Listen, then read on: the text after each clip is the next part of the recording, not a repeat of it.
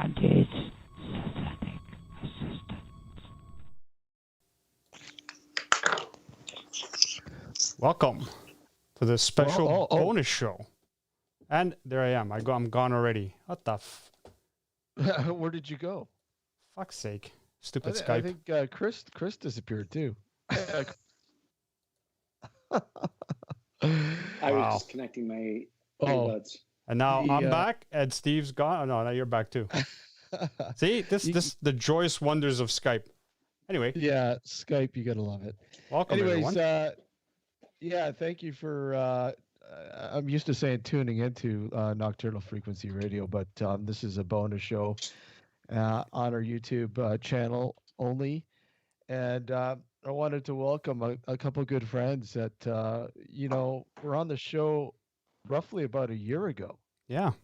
I think way before things started with the opening, and I want to welcome Bebo and Chris of Third Moon Brewing, man. Thanks for coming back, guys.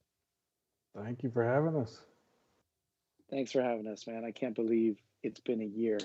It's been a whole year. Well, it's been over a year, and it's funny because I had to do a screenshot of this glass because this glass and the shirt I'm wearing here was much before you guys had opened up, and it's funny, the story keeps coming up. It's like, seeing a picture of the T-shirt on Instagram and going, oh, I need to have that shirt. Where are these guys located? Right. Mm. And I think that's when Bebo, that's our test shirts or T-shirts. Yeah, you can get them here, and give me your information, and that's how we met Bebo. But that was just before October, I believe. The October before you guys opened up. Yeah, that sounds right. Something like that. That's like a lifetime ago. Yeah, it seems like it, doesn't it? Yeah, and I wouldn't go back there for anything. Those were tough times. That was pre-COVID. Fuck. Yeah. COVID has put a wrench in things that you guys have gotten yourselves in the past year pretty much set up now where you could sort of facilitate a small crowd in the brewery, right? I guess we could. Yeah. There's a lot of stuff stacked up around. I'll tell you that. Fucking filled to the brim right now.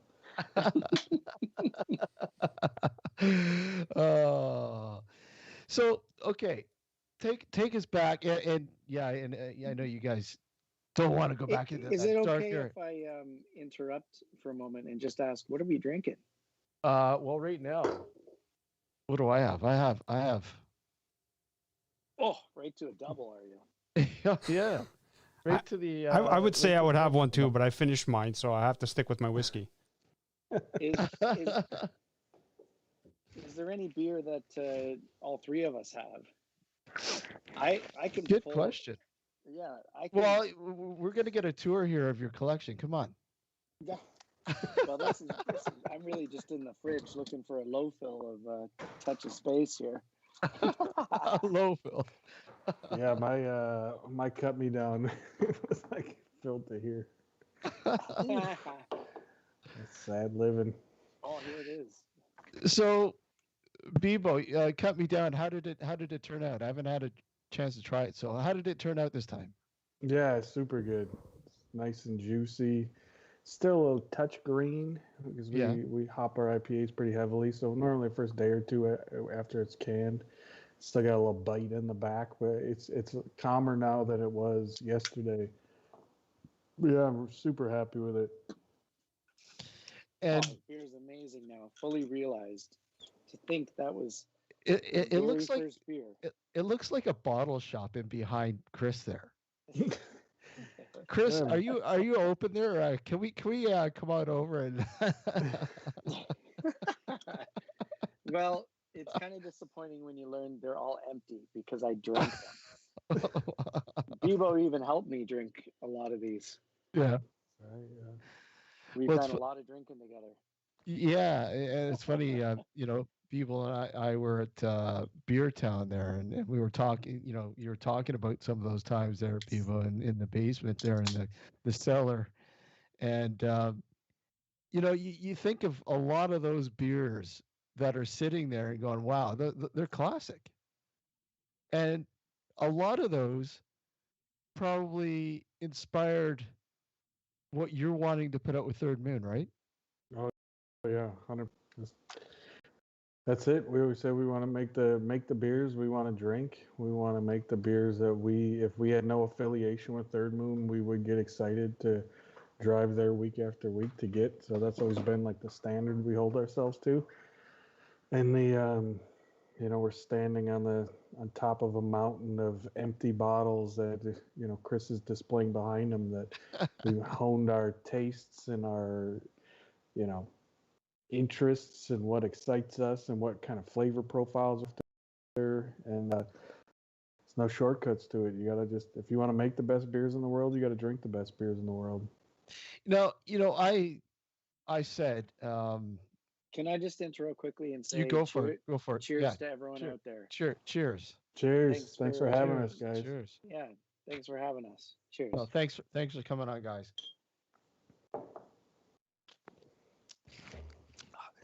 Now, what? Now I lost. Did you forget what you were going to say? The cheers. I lost my train of thought there. Sorry, man. You were going to answer. No, that's okay. I was saying. I was saying that in my opinion, and it's not because you guys are friends, and it to me, right from the get-go, personally, I think you guys have changed the way beers, the Ontario beer selection is out there, craft beer. And I was saying, like, in terms of even your pastries and your IPAs are something that I think were there, but they weren't there. You know what I'm saying? They weren't to that standard, if you like. They were, say, south of the border, if you will, because we know for the longest time the Ontario market was lagging much behind a lot of these people. I think we talked about this several times. The stouts, the imperial stouts, the bourbon barrel stouts, the pastry stouts. They were there, but they weren't. I don't know. Am I too far ahead of myself with that? No, I think that it's a good point. I think that not to be political or anything, but like I think that you could easily pick out a bunch of excellently brewed beers in those styles being made here. Yeah. Going back quite a while, but I think that we can't take all the credit for it. It's a lot of breweries pulling things together, and there's a lot of knowledge sharing too. That like, it's not a coincidence that if you go to Tampa, Florida, there's some of the best stouts being made by a bunch of different breweries because they all work together and share ideas and shit like that. So, even like IPAs, Badlands and Troy from Badlands and I message all the time about different ideas and ways of doing things. Same with a bunch of folks that we're pretty open with it. So I don't think it's can't take credit, and I think that the whole scene is getting better. Is us not just pushing each other but pulling each other. So it's really exciting. But I think that it only benefits the drinkers. Like people just get better beer, and that's an awesome thing. Yeah, it's funny. There was a thread on one of the groups there, Facebook, whatever, and it made me laugh. But I mean, is this group? Should this be called Third Moon Brewing? But let's face it, guys. It's true. It's amazing to see the amount of posts that are in that group alone about your beers.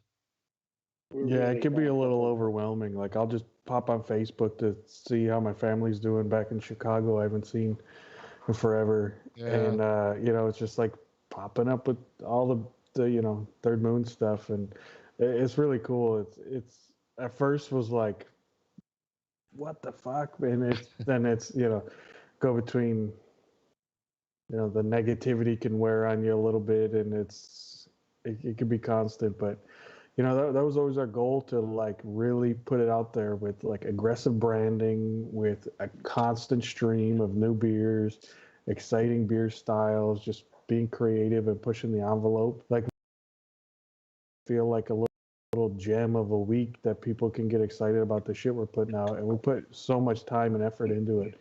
That's why we were just saying, it was like two weeks ago.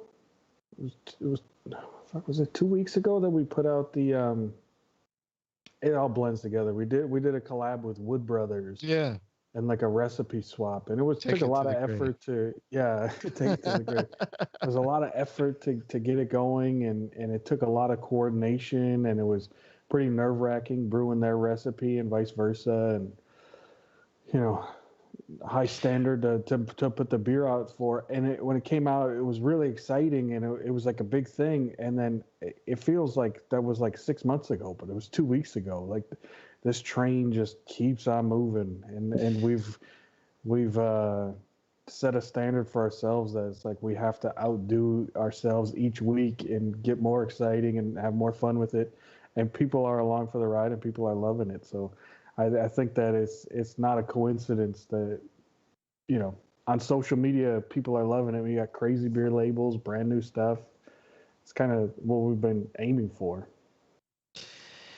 Yeah, I mean, there's no doubt about the artwork is phenomenal on the labels. I mean, some really really good stuff. I don't think there's one label I haven't liked yet.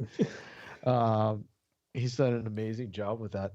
Um, you know, now, Chris, did you envision it getting to this point,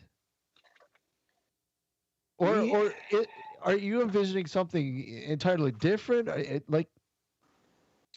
we I can't say that we thought we'd be in this exact same place, because I mean, we opened up in the pandemic. It was ridiculous. After 5 years of planning, oh, so this is how it's going to be.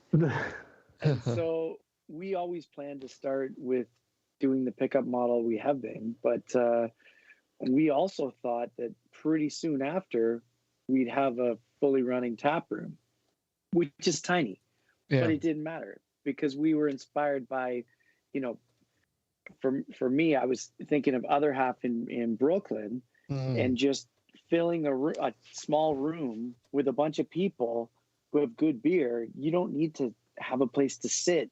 All you need is a little shelf space on a ledge to put your samples, and just look around the room and feel the excitement for good craft beer.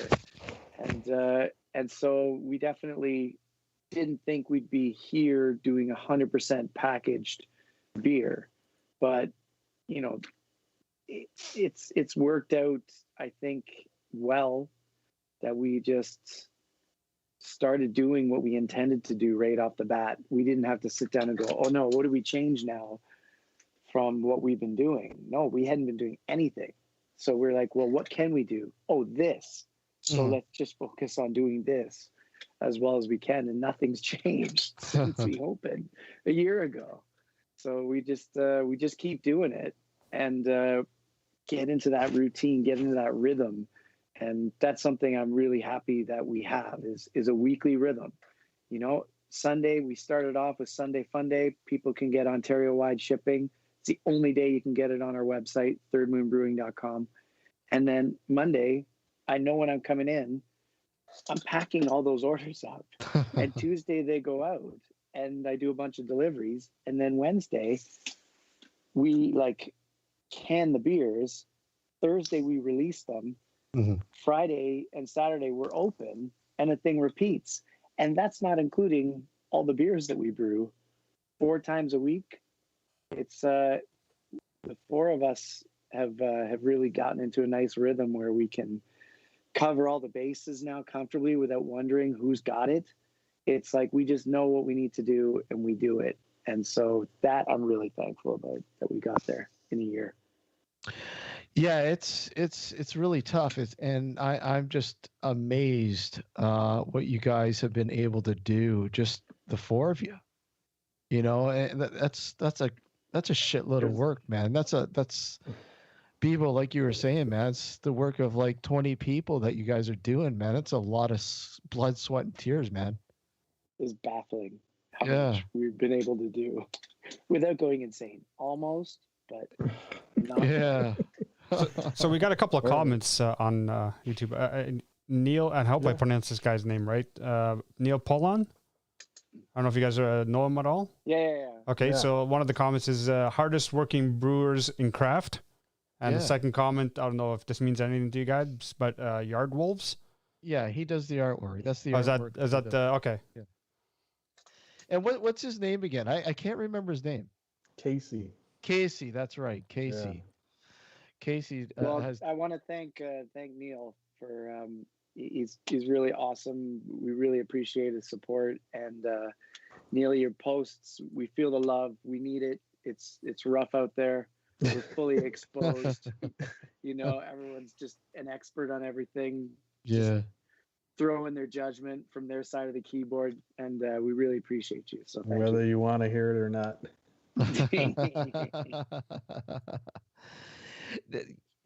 I mean, generally, you know, a lot of the feedback has been pretty positive, and of course, totally. You know, of course, there's the negative feedback that anyone gets, and I mean, does that just drive you even more? The negative feedback that you guys get? Yeah, like it sucks because I internalize a lot of that, like not only like owning the company, but like brewing the beer. Like I feel like that's my heart and soul in a can, and you know, people could tear it apart. And so the positives don't really stick. You know, everyone's like, oh, this is great or whatever. I scroll through Untapped and there's high scores. But the low ones, those stick. And I think that's just like human nature. It's funny. I'm a sports fan, and like every team that wins a championship in sports always says, no one believed in us. Like the Patriots won 3 in a row, and it's no one believed in us. Like everyone fucking knew you're going to win. But like, you know, you need to have that. It's easy when you can internalize that. It'll push you to be better, you know,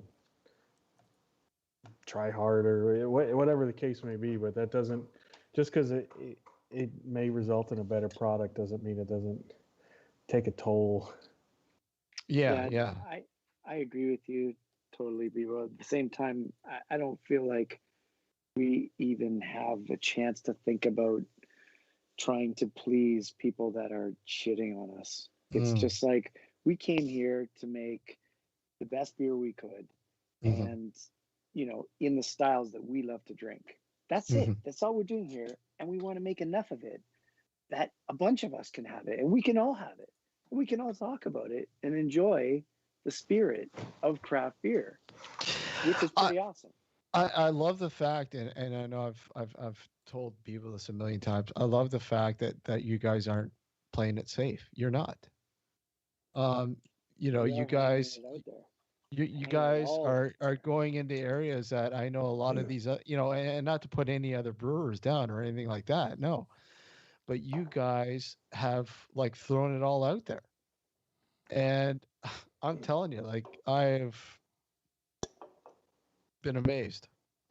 Thank you. Thanks, man. You know, like I said, I'll be the first one in line to say, hey, look, you got a limited release.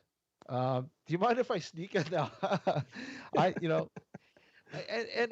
think that's the atmosphere, the culture is a little different that way here than it is in the States too, where, you know, it just amazed me. And I know both of you know well how it goes down there. You know, you think of some of the top brewers, and they do these one-offs, or they do these small batch things, these barrel whatever, and the lineups for some of that stuff is just insane. Or at least it was, obviously, before COVID. Yeah, hopefully it's not like that. Yeah, yeah, but I mean, I don't think I've ever witnessed that here. I mean, I've seen lineups, I've been in lineups, but nothing crazy like it has been south of the border. It'll I never mean, happen here. you don't think so? No, there's no sense. Why not? Because Ontarians are willing to spend least on craft beer Yeah, and go the smallest distance for craft beer than anyone else in the world. It's crazy. yeah. What's the Chris? Where's the furthest you've gone to grab a beer that you wanted? Personally show up and say, "Look, I gotta have that beer, man." Well, I mean, really, just probably the other half in Rochester is about as far as it goes for driving straight. Cantillon. Think about you taking that train, that channel train at the crack of dawn. I didn't drive my car there, but yes, after a work week in London, I instead of flying home on the Friday, convinced my work to fly me home on the Sunday, and I spent 24 hours in Brussels. I hopped on I took the train out of the Channel just to go there, and left. Was at a hotel right by the train station, carried my bags, and then put them in the room and walked like 100 meters and went to Modeur and Cantillon. All within 24 hours. I hit 4 places, I think, and just drank lambic the entire time. And barely felt it because barely. How about you, Bebo? It was nuts. I think for me, like Florida would be probably geographically the furthest. When I was in London, so we went to London on my honeymoon, and I set up a bunch of beer trades, and my wife wasn't too thrilled about that. And I found one random place at Cantillon on draft, so I took the metro there or whatever, and walked through some weird neighborhood and got lost as fuck just to pound 3 Cantillons on draft at 9 a.m. So fucked up at the time change. I think the furthest I've ever gone, and I'd like to say Europe, but unfortunately not, is probably Russian River.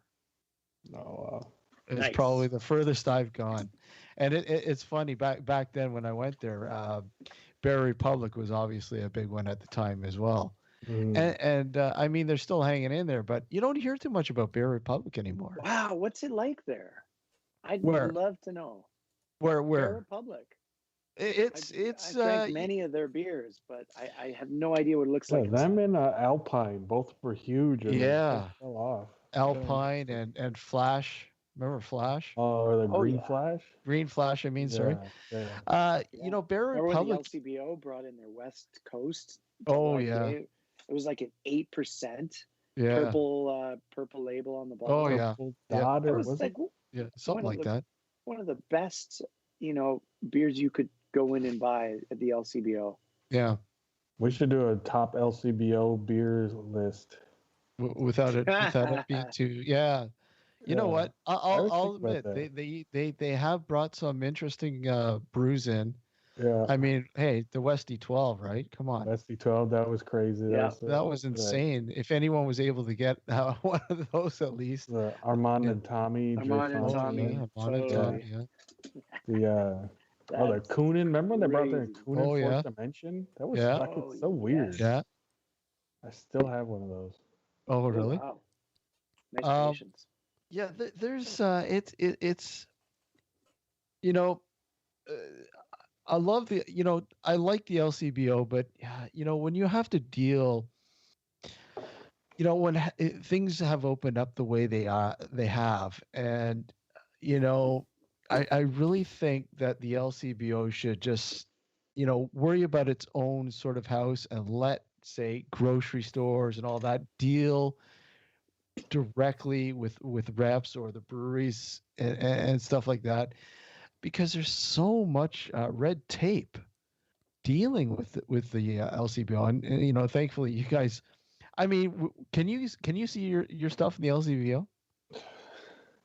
I could talk about this for a while. So like going back to your earlier point about how beer in Ontario maybe was lagging behind other areas. Yeah. I don't think that can be separated from the fact that there is like a government's mandated distribution channel. Like if you are not willing to go through those hoops, then you cannot get your beer out to people. You can't get the name recognition. You're just begging for people to come to your brewery, to your tap room. And I think it even used to be illegal to sell, and you can't have growlers and all this stupid ass shit. That has gotten better now, but still, like Chris, through a series of pretty crazy events, was able to get our beer into Copenhagen at the Mikkeller. It was like their beer club there. We've sent beer to Australia. We've sent beer to the East Coast.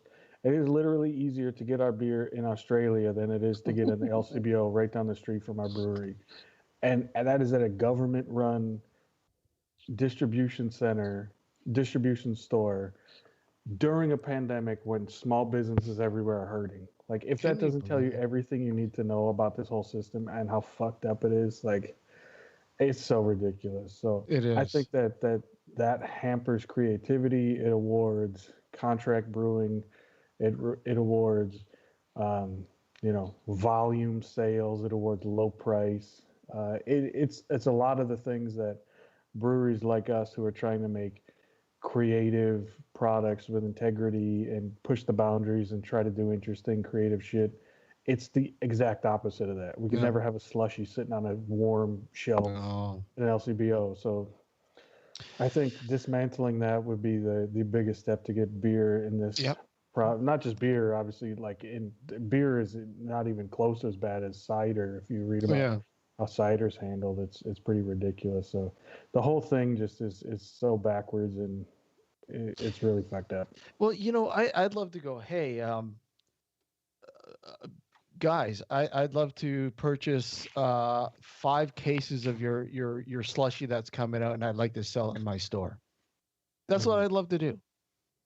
But because the LCBO, I can't. It's ridiculous. Yeah. It's just so archaic. Yeah. So there's now bottle shops that have popped up, but even that, like this, you have to sell food with it. So like some of our friends that have breweries that also have the license to be able to sell other breweries' beer.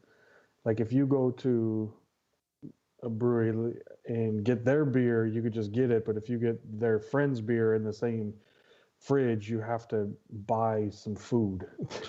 That was the dumbest shit I've ever heard. Yeah, it's so ridiculous. And then so I've been encouraging these places, like, what's food? Like, give 1 grain of rice. Like, that's food, right? Yeah. But no one's ready to go to that. No one's ready to get that fucked up with you yet. By the way, there's another comment in the chat referring back to when we were talking about the negativity on the comments in the Facebook group and everywhere else. He said, Mark Hubbard says, fuck them. You do you. You guys are making some terrific beers right from the get-go. Pretty remarkable. Thank you. Yeah. Thank you very much. I will boldly say this, and look it. I've already said it, and you know what? There's a lot of great small breweries out there. There's in Ontario. There's some really fantastic stuff now. Really fantastic. The bar has just been raised. Oh, but the guys, past year alone, the pandemic has just put pressure on. I am boldly gonna say, you guys are a huge reason why it is the way it is now. Well, thank you. No, I wholeheartedly believe that. I really do. With the beers, like you guys have pushed even some of the well-established guys like Great Lakes and Bellwoods and all that kind of shit. You guys are honestly what you guys have put out, and the Badlands, the Towns, the Rouge Rivers, whatever. You guys are pushing these other guys to be better. Well, thank you. I You kind really of feel are. like they are already getting better. Yeah. Because like it's unbelievable the level of IPAs you can get now. Where Oh God. oh my goodness, like to the west of the city, Barncat and Badlands, Yeah. just killing it. You've got Town on the east. Yeah. You've got like Rouge Rouge, River to the Rouge. north, just making some of the Counterpart, finest. Counterpart's Counterpart really to the good. Willowball. south. It's like Willowball, Beer yeah. Lab, Yeah. we've Beer Wood Lab. Brothers. we've never had this much choice in Ontario. It's unbelievable. Now, And if and at a time when we could no longer go south of the border yeah. to get the American IPAs we'd been hooked on, Mm, we had to buy local. yeah. And it's like what you can buy now and what you could buy a year ago is vastly different. But but what drives me nuts is these constant comparisons. Add into that, Chris. So and so is the other half of the North. Ontario's other half. Mm. Or it's, I yeah, That's I like. crazy. I like the craziness of it, but I like to think that people like my beer because it's the stuff that we make. Yeah, it's a little bit off topic, but I always like if I had to. I'm not a boastful person. I'm very the opposite of that. But if there's one thing I would be proud of is that like I feel like people talk about our IPAs and double IPAs as in that upper tier. They are. In the area, but also our stouts are the same way Yeah. and our slushies are the same way. I feel like there's to be that well-rounded as a brewery a year in. Like I was working in a call center brewing in my basement a year ago. And like to done that's something that when I think about it, I'm like, holy fuck, we have done quite a lot. Going on about the slushies, you even today now, you say that name to somebody and some people go, "What the fuck's that? What do you mean slushy? A beer?" Yeah, it's well, it is technically a beer, but it's not a beer. But it's funny. I brought my boss one of your slushies, and he goes, "What the hell is this? Just drink it. Just drink it, and let me know what you think." Just keep it cold and drink it. Just keep it cold, Took it home. Next day, he's like, "Jesus, where'd you get this? Where'd you get this from?" I go, "Why? This is freaking amazing." I go, "That's what a slushy is." Mhm. Before you guys were starting them, before you guys started making them, and of course before Brewski in Quebec there was making them, you had your big guys down south. You had your 450s, you had your imprints that were that were pumping out some of these beers that were just wow. Mortalis. Mortalis. Oh my God. They're on a Insane. whole new level with that shit. But Insane. it's insane. But Bebo, talking about your IPAs and your double IPAs and your stouts. Like I said, when you gave me the test batches there before, well, long before you guys had opened up. That the stout, I think it was the maple. What was it? The maple cinnamon. Yeah, it was basically our Black is Beautiful. Yeah. Before there was the Black is Beautiful, yeah. And I'm drinking this and thinking to myself, I can only think realistically of stouts like Rare Dawes and Ooh. some of the cycle stuff, and I- I've never had that here. I've never had this here. I've tried And, stouts. I've tried imagine stouts. I've in a tried couple stouts here. days. Huh? Sorry, in a couple days you'll be able to have it barrel aged.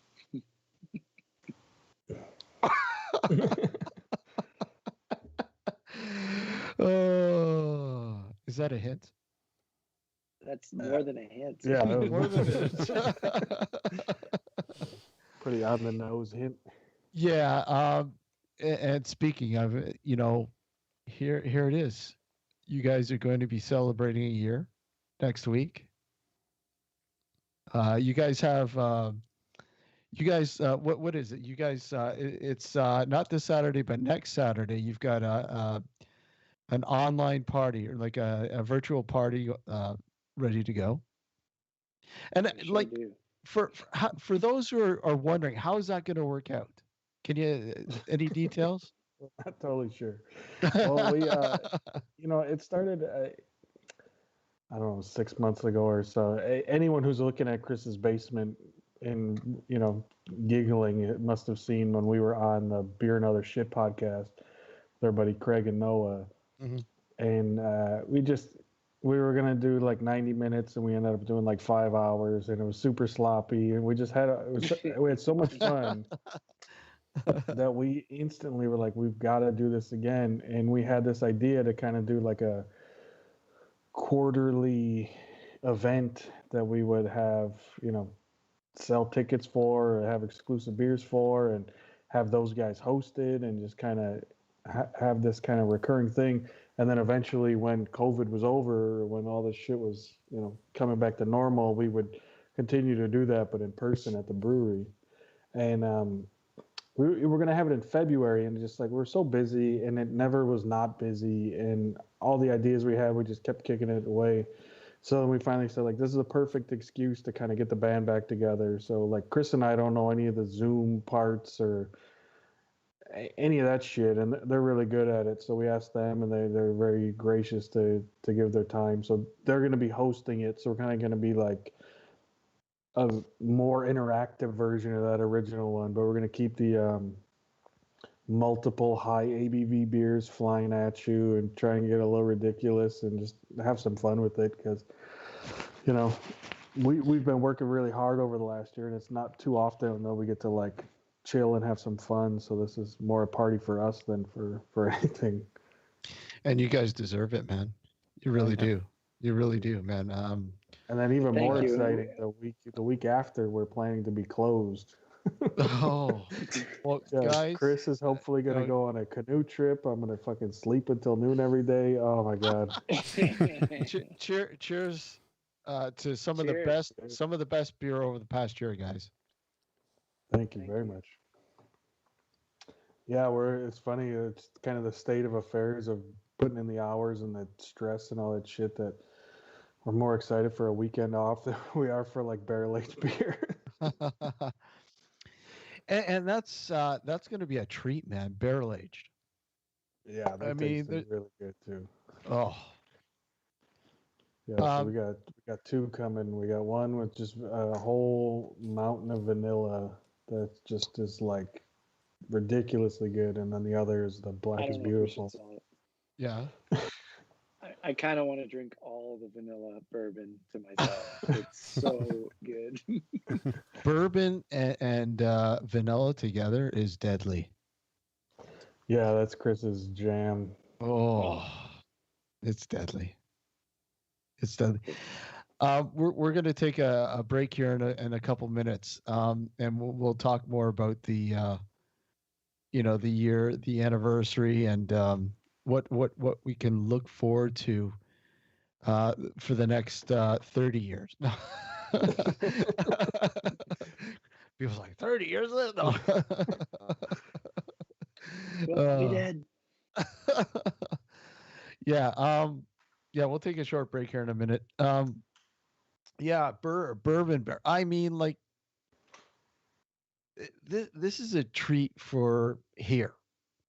Period. I think to have beer, like there's some barreled stuff out here, man. But I can only imagine what is coming, guys. I can only imagine it. Excited to finally release our first barrel-aged beers. Yeah. I mean, this is something that we've been dreaming about for years. And then you start a brewery and you're like, all right, we got to brew the beer and then it's got to sit in the barrel. So we can't even enjoy what is probably both of our favorite styles, barrel stouts, until a year later, and hope that they're good. And that's like where you start learning what you did wrong. Yeah. So we're just like, oh my goodness, it's very stressful, but it's tasting delicious. And and we're so excited to be able to have something like this for our 1-year birthday party. I mean, come on. That's how I have to end any good session. It's really entertaining listening to people after a few of those bourbon barrel bottles. Nice. Nice. That's definitely entertaining. We're going to take a short break here. When we come back, more with Bebo and Chris of Third Moon. Don't go anywhere, guys. You're watching Nocturnal Frequency Radio here on our YouTube channel. Hold tight. We'll be right back.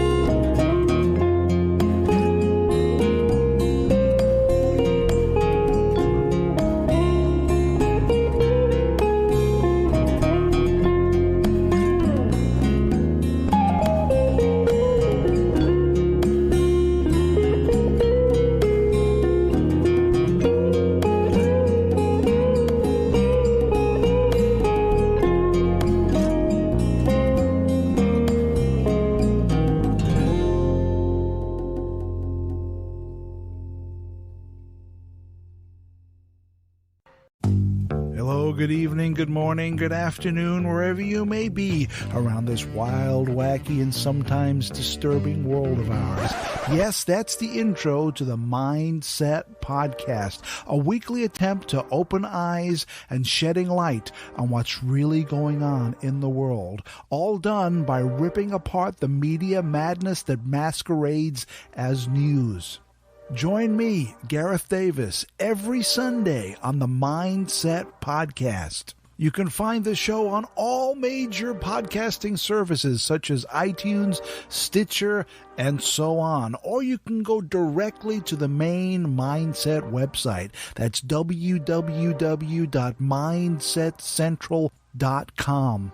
Check out the Mindset Podcast. Bring your curiosity, your opinions, and a sense of humor. And remember that some worldviews are stranger than others.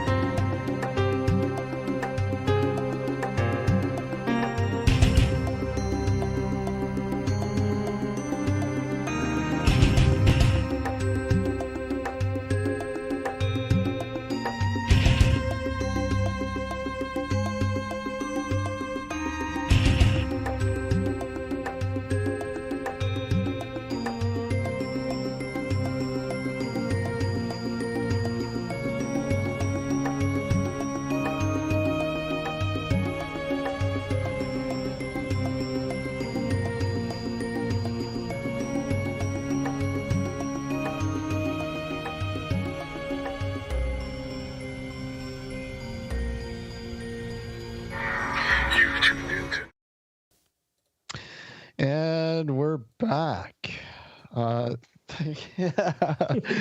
Share it. Hang on. Can we we'll superimpose what in Alex's? Yeah, I know.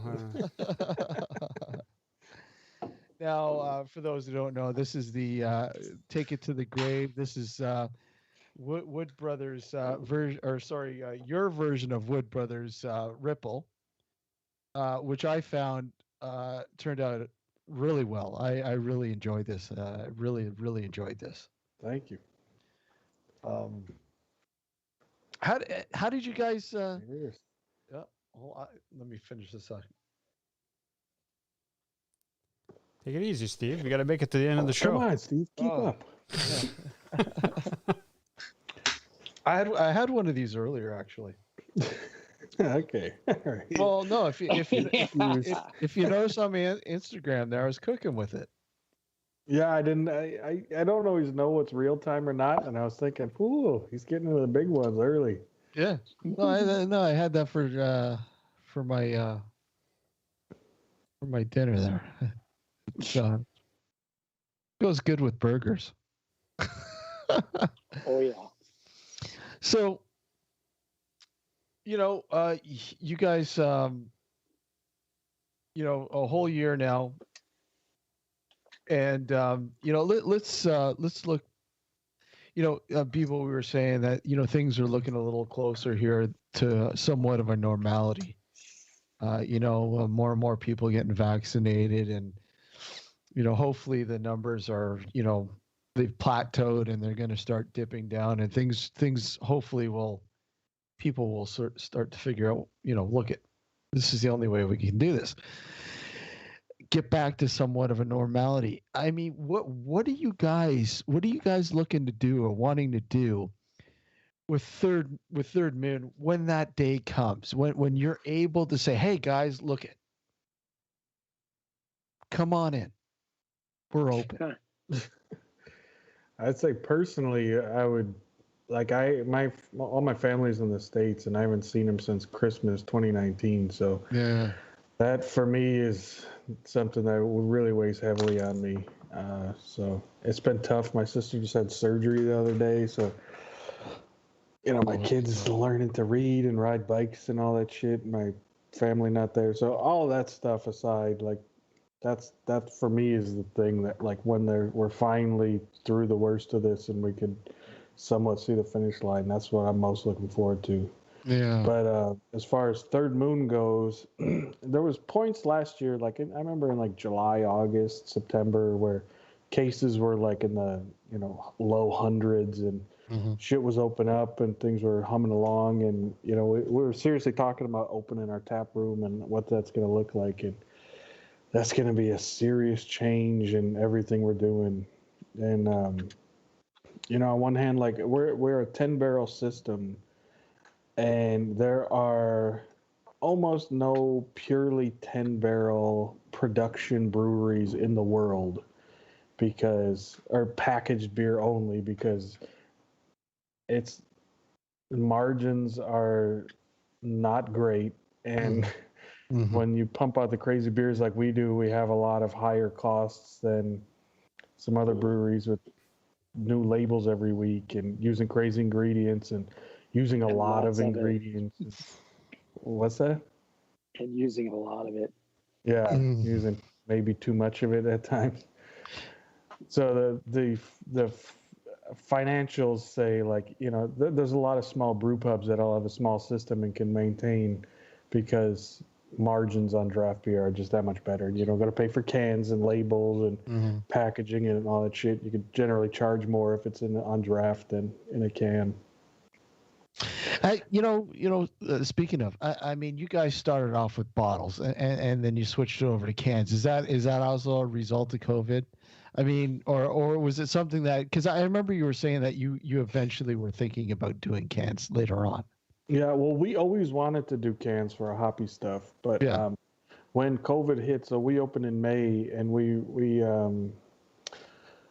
were talking with, so we didn't buy a canning line. That's like, multiple hundreds of thousands of dollars, or even kind of on the lower end super manual one is like close to $100,000, and we just were out of money at that point. And so there's mobile canning companies, so they'll bring the canning line and the cans and all the equipment and all that kind of shit there. They put the beer in cans and they leave it, and they leave, and it's a really good system. But since COVID was hitting, a lot of breweries that were draft only said, oh shit, we got all this beer, we need to get into cans. So they went from booking week out to booking like 2 months out or 3 months out. So we scrambled because we realized we were not yet in the system. They didn't want to book dates with us before we had actually gotten our license and gotten up and brewing and everything. Yeah. So it just worked out that we needed to kind of bridge the gap until we got in with the canning line. So we scrambled, bought a little bottling, little super manual bottler, and bottled beer like crazy. And it was really shitty, super long days, like 14-hour days. Just the most tedious manual work you could possibly imagine. So bottling sucked. And as soon as we got in the schedule with the canning company, totally changed everything. Like it was just, it's so much better. And the amount of beer we do now, if we had to bottle it, would just be unfeasible. Like it would just be horrendous. So we are very thankful to be in cans. Yeah. So give the people out there an idea. When you say 10-barrel brewery, I mean, most people don't have an idea what you mean by that. Yeah. So a barrel is 31 gallons, or in liters, we would say. When we make a batch of beer, it's roughly 300 to 350 liters of beer, depending on how much hops we use, or, a couple things, but it's normally in that size. So if you're thinking of cans, we could get on a good batch 2,200 cans. On a bad batch, or on a triple IPA where we use a lot of hops, we get like 1,300 cans, somewhere in that neighborhood.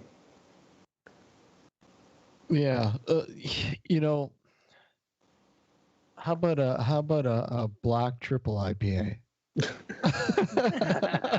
That was a low yield. Yeah, that was a low one. It's funny, there was a guy, a buddy of ours from another brewery there, just so happened to be there that day, and after we packaged it, he literally was like, wait, that's not right. That's all you got? And he like did some numbers. He's like, no, that's not right. Like he was like, couldn't believe it. And I'm like, yeah, we hop the fuck out of these beers. That's why they taste so good, but those soak up a lot of beer. They steal it. That was a damn good beer. Thank you. I still got a couple cans, man. I don't want to drink them. They're so damn good. I think I have one left. So oh, really? A really special moment. They're not for everyone. I mean, there's a lot of people out there that a black IPA. No, God, no. It's disgusting. It's certainly an acquired taste. I always think it's probably one of my favorite styles. Wow. Us as well. But that's because we love big IPAs and we love big stouts. It's not that difficult to kind of blend the two and find that bridge. Yeah. and then you can have that big porter in between. Ooh, Imperial Porter. Next Christmas. How about something you don't see very often of, and something I like when it's done right, is an Imperial Red Ale. I knew you were going to say that. I know that's we so kind of going back to what I was saying, like being a production or like packaged 10-barrel brewery in COVID times, like we have to fight for every sale. Like we have to really give people a reason to come get our beers, and that's why we've been as focused as we have on the kind of styles we've been making, and we really haven't strayed from IPA, double IPA, handful of triples, big imperial stouts, and sours. And once those sours evolved into slushies, that's really all we did. So we did like a couple of little, we did a porter, we did a West Coast, we did that Imperial Black IPA, but we've done almost 100 beer. I think we're just crossing 100 beers on Untappd that we've released in the last year. And almost all of them fall into those four, IPA / double, big stout or slushy. But like as I'm getting more comfortable brewing, as we're getting a fan base that is trusting us more to kind of dip our toes into different stuff, now we're looking at opening up more. So we just did our first Pilsner. We're going to get some more seltzers going soon. We are going to do some like mixed fermentation fruited sours that aren't going to be slushy. They're going to be more, traditional Sours. poolside kind of drinking beers. So, and the goal is that when we have a tap room, we're going to have the styles we've focused on, but also some other fun stuff that we don't need to make 2,000 cans of and worry that can number 1,800 and up are going to take 3 months to sell. Yeah.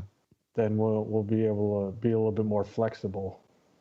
Now, have you found that most of what you guys have produced sells relatively fast? Yeah, it kind of is like in tiers. So we do like a 10-barrel batch, and we could sell an IPA in like a weekend or maybe 2 weeks. And then when we started doing double-sized batches, that last little bit took longer and longer to sell. But as we've gone and more people know about us, it's just been accelerating to the point, like I was saying, that's Ripple, when it came out, it was 2 or 3 weeks ago, and this is like a distant memory because it's long gone. And the slushies, when we release them, are just like in and out. So, yeah. That peanut butter banana chocolate one sold out in basically 24 hours. It was like, what the hell just happened? We made a bigger batch than normal. Yeah, we made a big old batch. And talking about these slushy sours that you guys are making, I mean, Bebo, you're saying, and it's true. I mean, the price of fruit and the products to put in this, it's not cheap. No, it's not. In sourcing, it's such a pain in the ass. So like, we kind of have a bunch of different suppliers. So we have been just saying like, what's some really cool fruit combos we could do, or kind of what's an inspiration that we could try and spin into a different beer. But as we're getting into year 2, we're trying to be a little more smart about it, where it's like, okay, we don't want to pay shipping for 4 different suppliers to make one beer, because the different fruits we want, we can't all get from one. So we're trying to be a little more selective, or in work the schedule around availability from different suppliers and try and bring our costs down. Are you finding more like the availability? And obviously, we'll sort of say thanks to COVID for sort of making things a little harder. But have you found,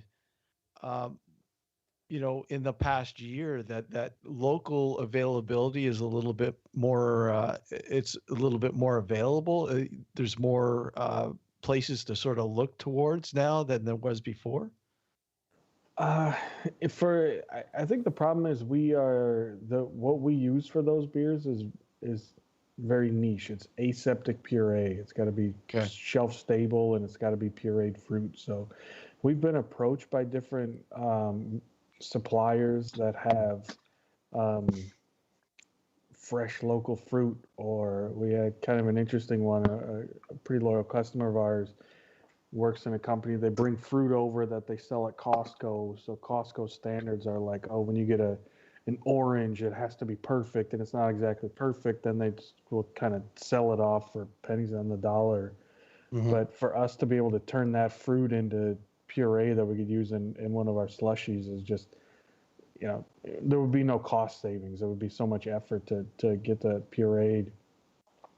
And then we never have any space, so it has to be aseptic. It has to be shelf stable, because we have to tuck it in any little corner we could find until it's time to use it. So I would say, to answer your question, yes, but for our specific purposes, it's just like, no, we just got to go to the main guys. It's it's crazy how things have been uprooted and sort of unstable and crazy and wacky in the past year. And to even think of a normality now, it's like Ripple. It seems so long ago to even think of what this will be like when it is quote unquote normal again. Yeah, it's funny. Like when I watch movies or TV shows now, and they're like, strangers are close. You're like, whoa, you get that like kind of weird reaction. Yeah. It took a year and change of this to like make watching TV feel weird. So I think that there's getting. Chris and I always talk about this, that people are going to be changed from this. Like, Oh Oh, yeah. the mask hug wearing is is- dead. Yeah. No more hugging. no more hugging, Well, no more well, even handshaking. a handshaking. Yeah, it's just Oh yeah. that whole Handshake is dead. whole Or, like, concept. People are sick and they're at the office and they're just like, snot everywhere. Oh, just get over a cold. Like, no fucking way. Like, I think Get out of here. Go home. going to concerts or Oh, even like, that's- we used to go to beer fests and it Yeah. was normal and it sounds so fucked up now. It'd be like, oh man, just try a sip of this. Oh, it's so good. yeah. Now you'd be like, what? No. Maybe later. Yeah. After I've had a few. No. Okay. Yeah. I got some more comments here. Moose hair let's go. underwear. I demand the world's first Oct IPA. And he also says Bubbles Gang Gang, whatever that is. I don't know if you guys Who know. said that? Huh? Who said that? Who said that? Moose Hair's underwear. Oh, that's our boy. Cody. Yeah. And Neil says the best slushies is the blueberry maple. Thank you. I Yeah, it's funny don't know. too. Real quick about those slushies, I want to say that like Chris probably hears the phrase, "Do you guys get any slushies in the back?" Like 200 times a week. Like everyone that comes in, "Hey, you guys want any more of those?" And he's like, it's so funny. He's like the slushy man. The slushy man. Yeah, he's just dealing them out. It's like Van Halen's ice cream man. He's the slushy man. Should do a parody song. Just for Yeah. Chris. It's just Chris throwing slushies out. Slushy man. dented can. Chris is holding a can of slushy and it explodes. Damn. Not again.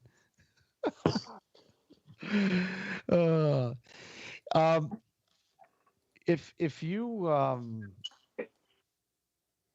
what's something that you'd like to brew that you haven't brewed yet, like you would like to sort of, if you had the means to do it or the product, whatever, what would you, is there something that you haven't brewed yet that you'd like to brew?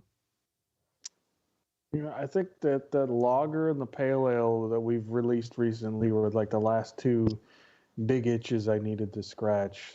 Those are the beers I often choose to drink. Like I love Godspeed's lagers, and I could drink the shit out of them. And then Blood Brothers, their Blood Light and their keg deals I just go back to, and it's like I enjoy drinking them. I like beers that are not. I don't always need full intense flavor, so those were the last two. And now we're talking about.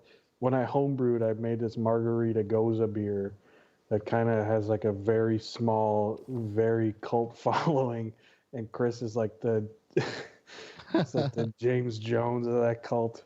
So he's been dying for us to make it again, but I didn't want to make it in the way that we've been making our sours. So we're just gonna sacrifice a tank and just infect the shit out of it with a bunch of stuff that we've tried really hard to keep out of our brewery for the last year. Hopefully make it the right way. Speaking of home brewing, you were home brewing for what, something like 8 years, something like that. And the prospect of opening up your own brewery, Third Moon, obviously. What were your thoughts? What was going through your head saying, look, am I going to be able to make these beers on a larger scale? Were you intimidated? Like the process? I mean, to me, you just seem very comfortable. I mean, this just it's like a no brainer for you. Going in, tasting these beers, people. I was like, wow. Well, thank you. I'm sure Chris has probably got some stuff to say about this, but I was often terrified. And I remember on our first brew day, it was like something that should take a half hour took like 4 hours. And I remember sitting on the stairs, and Chris kept peppering me with questions, and he finally kind of gave up. He was just like, he's not even talking to me.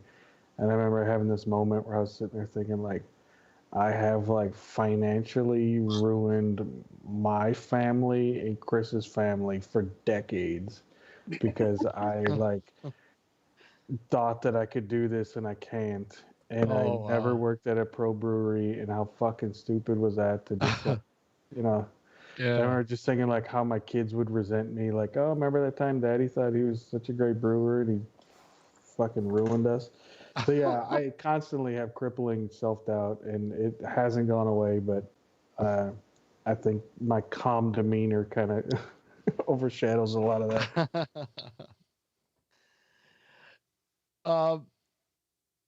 Chris? I mean, I knew I obviously wouldn't have left my day job to do this if you know, and start this company if I didn't have complete, you know, trust in the fact that I've always known Bebo to be someone who figures something out and keeps doing it until he gets it right. I never had any doubt that the beers would be awesome because they were awesome already on the homebrew scale. It's just learning a new animal, and that is definitely intimidating. It's daunting, and we just kind of talked out a bunch of stuff from the start. Mapped it out. You know, Bebo did a diagram of like where everything goes, and we were going through. You know, you pull this lever, and the beer goes out here, and it comes in here. Okay, you got that. We see that. We like. These are all the things you have to do. You have to get intimate with the system. And I'm just grateful that for anyone that says, oh, you know, I tried their beers a long time ago, if that's what you're saying, then you tried our very first beers that we ever brewed on a professional system. And the fact that we didn't have to dump them, any of those early batches, that was, to me, was like, we're going to be okay. Like, this is amazing. You know, like, cut me down. We just drank one tonight, the second batch. And I honestly believe it's amazing. The first batch of it was not amazing, but it wasn't dumpable. That's like, that in and of itself is a win when you're starting a brewery and you've got this massive machinery that you've just paid, you know, a fraction of $1 million for. And there you are just going, okay, so what do I do with it? What about that manual? Oh, right. You know, there, right? Let's give praise and thanks to Jim and Melissa as well. Both, you know, you guys are, I think, really lucky to have both those two. Jim, super guy. Melissa, very, very amazing. You know, you guys, I think, have got a really good backbone there, man. And, you know, for just such a small group, pumping out the product that you guys have pumped out, it's just like, it just continues to amaze me. I mean, I don't think I've ever been that. Even a disappointed beer is good. Honestly, I have not been. Don't get me wrong. I haven't been disappointed, but I mean, the least favorite is not disappointing. It's been great. Well, thank you, but I got to tell you, like, we definitely, you know, the people that have worked with us and gotten us to this point, we don't take that lightly. Like, we didn't put up a post and say we're looking for someone. Like, we're only doing this if we found the right people to make it happen. And so, you know, Melissa is just extremely talented at what she does, and we need a Melissa at the brewery. And Jim, you know, is willing to get in there and do what it takes to whip these beers in and make sure that they execute as close to intention and recipe as we could have hoped. And like, you know, these people are here because they're stars, and and so, you know, it's chicken or egg. It's like, you know, we built this thing together with them, and then, you know, Anthony helping on construction of a lot of things, and we'll help again when we move in some things into a new unit that we just signed a lease for. And then Jeremy helping us, you know, our beer baron, helping us getting beer to other places that we couldn't get it before. And then all of our collab partners that we used, and our volunteers, like, you know, it's just unbelievable. You know, Brad LeBeau, Dan Brooks, like, these people have like given us so much time, and we couldn't do any of this just with the two of us. But I'll do what we do, and we achieve more with fewer people than I think anyone could. It's really, it's pretty crazy. And then you talk about how the scene, you know, has definitely grown in a supportive way, where other breweries that we've partnered with, you know, like, it's unbelievable. Collective Arts, Fairweather, they've done, you know, they've given us fridge space, the Cellar Beer, Rouge River, you know, supporting us, having us in their friends' beer bar in London, Little Beats in the East. Like, it's, you know, Counterpart down south. It's like, we're all helping each other move beer and get into the hands of people. And that's the whole thing that's been the challenge before, is distribution. And it's like, you know, you walk into some establishments where you can buy alcohol, and it's like, there's no control on freshness. It's like, buyer beware. You turn it upside down, and you're lucky if there's a date there. And when you see that date, you are appalled that you're holding an American IPA that's more than 4 months old and doesn't resemble anything like the brewer intended it to taste like. And now you're you know, if you're on social media telling the world what you think, well, now, I'm telling the world about how crappy this beer is. And like, how is that the brewer's fault? Yeah, no. It's so ridiculous. No. It's so fucked. It's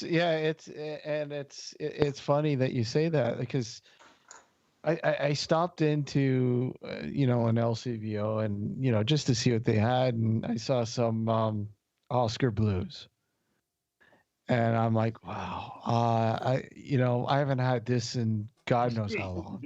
Classic. I grabbed a 4-pack without even looking at the date. I don't know why I didn't even look at the date. Picked it up, you know, poured it in. I said, screw it, it's cold. Poured it in the can, or poured it into the glass. Took a sip and went, wow, what the hell? I don't remember it tasting like this, man. Oh, that's brutal. That's so fucking sad. You know? And but it amazes me when people do buy this stuff and they haven't had it before, and they're like, "Oh my God, this beer is amazing!" Imagine if you had it fresh. Exactly. That's what the Europeans think about us drinking lagers here. Yeah, you know, that goes back to my earlier point. Not to keep bashing the LCBO, but when you have fucking bureaucrats in charge of cold chain distribution of beers, that's what happens. It's like just another number. That's sad. It's really sad. It is. And then, like we always say, and Chris gets really worked up about it. Like, that's not what if that's what the brewery knew was happening. Like, how fucking pissed would they be? But they don't even know. It's just this weird black hole. It's so fucked up. Exactly. You know, beer, like wine, and other, you know, spirits that are meant to be drinking fresh or stored properly. It's unfortunately you need to have people who know about this. If they don't know what they're doing, like you go into so many bottle shops, and not necessarily up here, but I can tell you a whole bunch that I was in the States. And oh man, they got this without even thinking. You know, you buy it and you crack it up and go, what the hell? What the fuck? You know, if it's not meant to age, why is this aging? Yeah, it's so bad. It's Yeah. like And the thing is, like, Buyer I think beware. because, because like alcohol, like if it was milk, you'd get sick, but you're not going to get sick from an old beer. So there's no health concerns. So then therefore there's no standards. Like a brewery makes their own best before date, and they can say, oh, it's good for a year, it's good for 5 years, or like Lambic is good for 30 years. But like, I don't know. It's one of those things as we think about getting bigger and you lose control. It's one of those things that starts to stress me out to think about having our beer sitting warm in some shelf in some random place, and then us being judged by that product that was, clearly not handled in a way that it should be. And we certainly, anyone who carries our beer, I have asked them, will you keep it cold? So it's, Chris runs a tight ship with the licenses. but you can't be in all places all the time. Yeah. Our licensee program is a full-time job that Chris does on top of his other 4 full-time jobs. So. Well, here's the thing. So Moose here has made a comment, says, I'm just going to start showing up and working, so you'll inevitably have to start paying me to be there. So why don't you use him to go around and policing this? Well, that's what Jim did. Yeah. We're almost to that point. It's crazy. We're definitely running ourselves a little thin, gearing up for this anniversary next week. Yeah. But we're pretty excited about it, and we hope you guys are. Well. I'm really excited, man. We're putting together the largest spread that we've ever had. And, hold on a sec. I gotta get my wallet here. Hold on a sec. No, actually, what he's doing is he's got to wipe himself because he just wet himself. Yeah. And it's tough when people come to visit and they're like, oh, we're here for the first time, or we heard about you guys, and then they look and then they say, is that all you have right now? Is just those 4 beers? And we think to ourselves, we're like, wow, I'm excited we still have 4 beers available right now. Because sometimes it's leaner than that, but we're brewing and packaging as hard as we can. It's I don't even know how we could do any more than we're doing. We couldn't. We would collapse on the floor. We're almost there. So there was a point a month ago, we were almost out of beer. We were I remember Chris opened the fridge and fuck, that's it. Yeah. So we had a big I packaging. have that much beer in my basement, in my beer fridge. But we're pretty guys.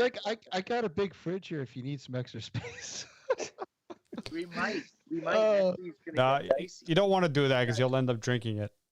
It's always there.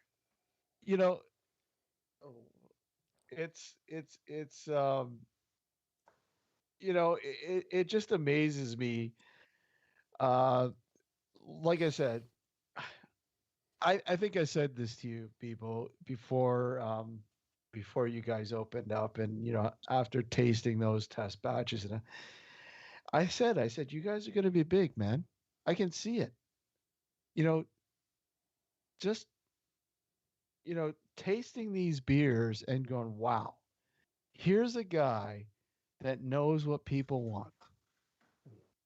Exactly what people want. And even if they have never tried this before, they're going to want more. Well, thank you. I would say that, from my perspective, I think the beers I'm making now are very similar to the beers I was making 2 years ago. The big difference is obviously the scale, but I think that we've attracted a very loyal fan base, and it's not only because of the beers, it's because when you go to the brewery, you get that experience. Chris's phone rings 24/7, and it's people hey, I'm here. Is my beer ready? Don't even know what's going on. He's coordinated getting beer all over the place. He's driven beer out to people's houses in Scarborough in London because shit gets messed up. Newmarket. Newmarket. Wow. He has trouble saying no to any decent requests. So stop it! Don't tell people that. Yeah. So I think that it's what you're saying about having a good team. It's not as much as it is the beer. it's not the beer. Like when you have really good beer, which we're all very proud of, but with like a focus on customer service that I don't think many businesses our size would ever have, to where we have people coming literally every day, even though we're not open. We're never open, and people come all the time. We'll never turn them away. We'll give them extra. If you come begging for slushies, Chris will bring some from home. Like, you know, we really try very hard to earn customers' loyalty, because we know that, like, the bigger we get, and you know, the bigger the competition gets, like, you know, one batch of our beer may not be exceptional, and you know, brewery ABC down the street may have one that's even better than ours. So it's as much as about beer, that's not why we have this like rabid loyal fan base. It's the whole experience. It's the artwork, it's the you branding, guys, man. the whole process. It's you Yeah. guys. You guys. I mean, you guys are amazing. You guys, Thank you. you know, like I said, from day one,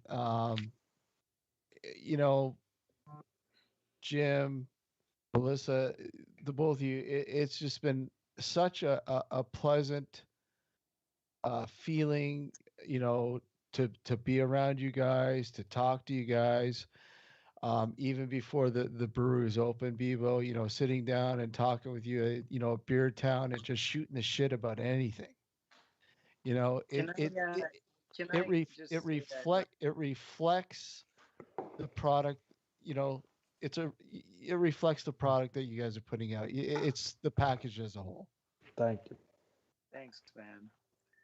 It's you know, the other aspect of it is we're doing this because we're craft beer fans. Yeah. Like we feel the excitement from our loyal customers, and it you know, it feeds us and puts the wind in our sails, because it's, you know, you're getting that immediate feedback, and you're sharing in the excitement. And we love craft beer.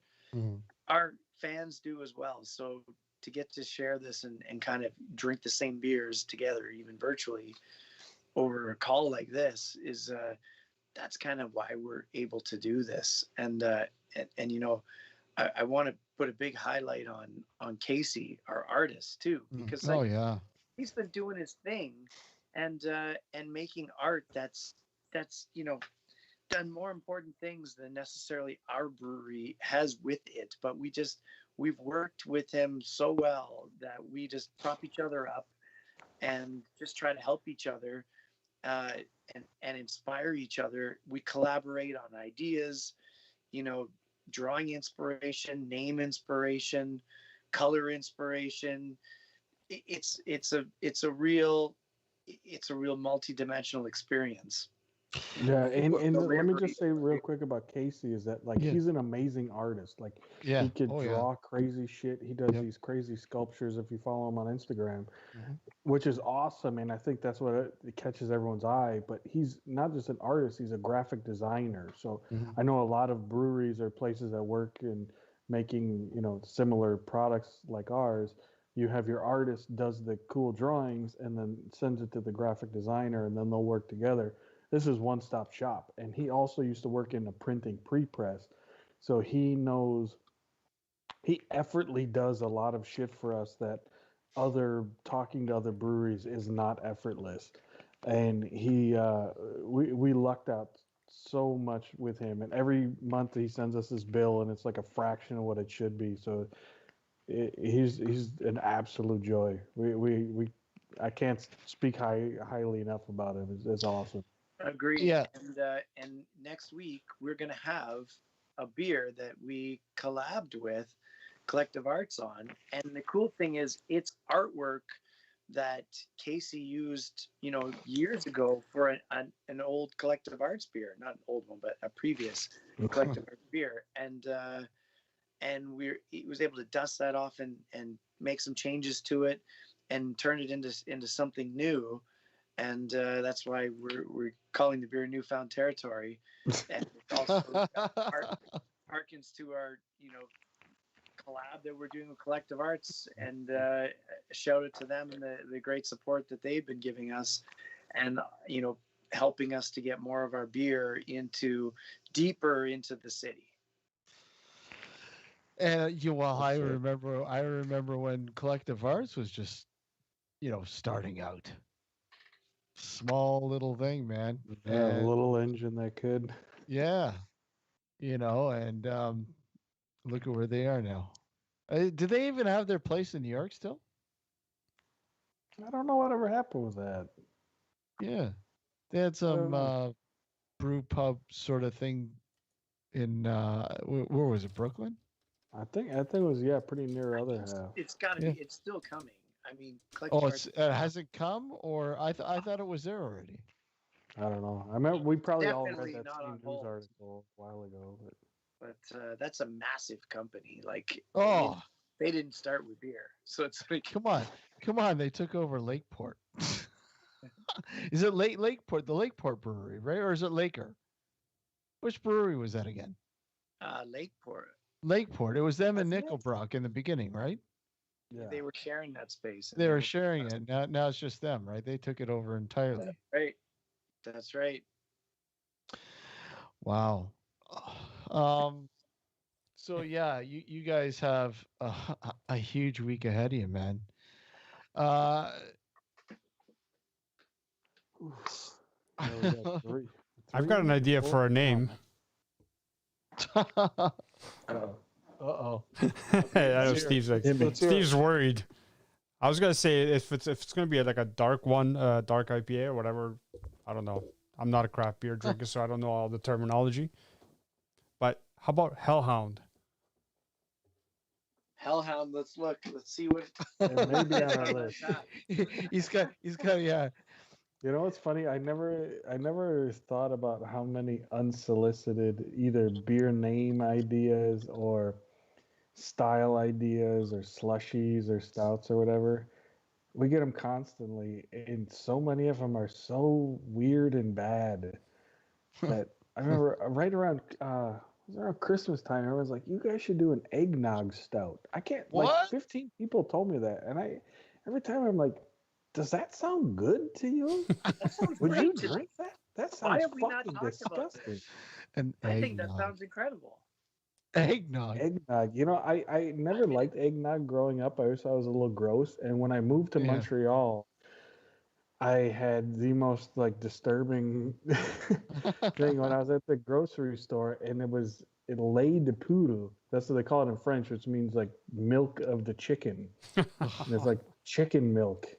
I just picture like milking chickens in this fucking big noggy mess. And I haven't drank eggnog since. Are you sure it wasn't the eggnog. rooster? Rooster. Oh, whatever it is, it's not good. Eggnog. Would it be better as a stout or a slushy? Listen, Bebo. When we chocolate gotta and sort this coffee out. stops tasting good, then we'll explore Yeah. the nog territory. Bebo, we gotta hook you up with my uncle's eggnog, and then we can have an intelligent conversation about eggnog. Is it alcohol? Does it got alcohol in it? It does, but that'll just help the conversation. Yeah, that's what I'm saying. Yeah. Eggnog is amazing, and I think we should do a stout, an eggnog stout. I can't believe we An haven't talked eggnog about it. stout. There you go. Or did you already just tell me no? We're not doing this. I'm good. That's really sad. Maybe like year 10. Well, I look What- forward to it. What What about would a you even put it? Just be like egg whites and like No, nutmeg. we can have like it's got like a custardy flavor to it. You know, like we can get that. We can make that flavor happen for sure. what about a raspberry cotton candy? There you go. Now we're talking. Jim's a already blue nodding his a head. blue raspberry cotton candy sort of So hybrid. the eggnog stout is actually getting some pretty good feedback from the chat there. Bebo, you might want to consider it. So this is what would happen. We'd make it. It tastes fucking disgusting, and we'd sell like 10 bottles to the guys who are on this chat. Oh, that was not one thing I wanted to say. It's amazing that all these there's so many trade groups out there and everything else, and personally, me, I've had a lot of people from, Montreal and Quebec contact me and say, look at, do you think you could pick me up some Third Moon?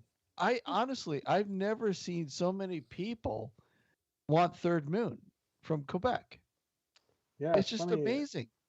Yeah, we got a pretty strong following there. And Huge. that's something that working on this collab with Wood Brothers that's come up a bunch of times. They have, because they're basically right on the Quebec border. So the beer scene in Quebec is very strong. Oh, huge. The breweries out there will sell a ridiculous amount of beer very quickly. Mhm. And so yeah, they were excited to be able to bring our beer that way because the pretty intense following we got out there in Quebec. So yeah, we're looking at ways to deepen that relationship. There's the provincial liquor laws, so we can't full on get into Quebec, but we're hopefully going to get as close as we can with Wood Brothers. And you've got something a part of 5E Baron as well coming up. Is it on their side? Because it's their first anniversary coming up too, isn't it? Thank you, Baron. Same day. Is it the same day? Yeah, we open on the same day. Wow. May 13th. Yeah, and the crazy thing, so they're Sankey and Baron, so it's like 5, and then we're Third Moon, so obviously 3. And when the annual Rate Beer New Brewery list came out, we were on there. We got number 5, best new brewery in the world, and they got number 3. So we're gonna kind of do a little play on that, where Third Moon got 5th and Sankey M got 3rd, and we open on the same day. So we've already talked about kind of collabing annually for our birthday going forward for as long as we can. But yeah, we're super excited about that. That's awesome. And I meant to ask you guys about that. Like, what were you guys thinking when you saw that, when that broke, that you guys 5th best new brewery in the world? It's surreal. After a year, and bang, and this is based on how the beers that have put out have rated, right? Yeah, I mean, it's all user ratings, right? So you can debate and argue this stuff. Math plays into it. There's so many factors that play into it. We don't pretend to know them all, nor do we care. We're just happy to be on the list and be, part of something. When we look back at previous lists, previous years, these are some of the breweries that have inspired us and, have created the beers that have gotten us so excited about this that it's all we can think about, and to the point where we were like, we have to start a business. We have to do this. Like, we can't be doing our day jobs and then the whole time thinking about this and then come home and talk about this together. Like, let's actually make this official so that we don't have to live two lives and we can just do it and talk about it every day, all day, and it's okay because it's our job. See, if you had the eggnog stout, you'd be number 3. I agree. Number 3 for the Razzies. Yeah, for the Razzies. Yeah. It was pretty crazy. So like afterwards, I went back and looked at like how many places got it. I remember Bellwoods famously got number 3 when they opened for best new brewery. And yeah, that list is stacked. The other half, Wakefield, all these crazy places that, and just we were right on that same list. I think from what I saw, there's only Ontario breweries that ever got on that list in the last decade was Small Pony, Godspeed, and Bellwoods, and then us. Wow. So that's a very rarefied air. So yeah, it was crazy. And then Chris pointed out, and I agree, that I have never had so many people reach out about anything, like even having kids or getting married or whatever, like old friends and colleagues and people I lost contact with and family members. I never had more people reach out about anything than when we got that. So it was something that I don't even think at the time it dawned on me how big of a thing that was. But yeah, it was pretty remarkable. And nice too, because we were hoping to to get some kind of award in our first year, we had to make up this big crazy, every business does this big crazy business plan and put in all the things that we hope to achieve. And yeah, we wanted to have something memorable for our first year, not just keep cranking out good beers, but have someone recognize it. And, something that's user based is that's the whole reason you're doing it. So yeah, we did get like number 3 on Untapped. We're like number 6 in Canada and still are, and number 3 in Ontario and still are, number 2 in the GTA. So like that was a big accomplishment for us. But it's like I refreshed my phone. It's like fucking sweet, we're number 6, and then it's like we all high five. And it's like no one gives a shit. Most people don't even know. So to have something that it's like that formal. The one thing I noticed that, I'll just go on Untapped and I'll look at trending beers, and there's like 2, maybe 3 Third Moon constantly. Yeah, we're always on that local list beers, constantly. Beers, yeah. Yeah, constantly. Wild. And even even our number of check-ins, like we've blown past breweries that have been open 5 or 6 years. Like just the pure number of check-ins, it's wild. Yeah, and I can't even fully explain it. I run a beer section, and people are always asking me, well, like, what do you recommend? And I say, have you ever tried Third Moon? Third Moon, where's that? Milton? No, I haven't. You need to go check it out. You need to go. Constantly. Someone knows someone in every place. It's like everyone can be the local person to pick it up at that brewery and then distribute it, porch bomb their buddies, and just like, we don't need to have a million cars on the road. We can like get this done with far fewer, and just help each other out, and just, buy beers, split beers. Like, there's so many ways to do it, even if we can't be together physically right now. Yeah, that's something that Chris is, making people feel welcome and appreciated and special when they come is something that comes really natural to Chris.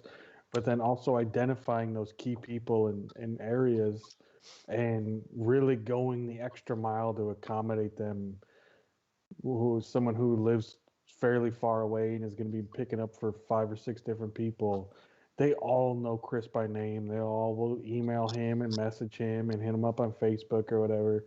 And he has every right to be like, nah, fuck you. Like, come on, come over open or whatever. But like, to accommodate those kind of people, it's built this like weird little distribution channel that like they're doing all the legwork and Chris just being really nice to him, and then it's awesome, and it's like very genuine thing. It's super cool. It's also great when people come with lists and they're like, here you go. Here are my order numbers.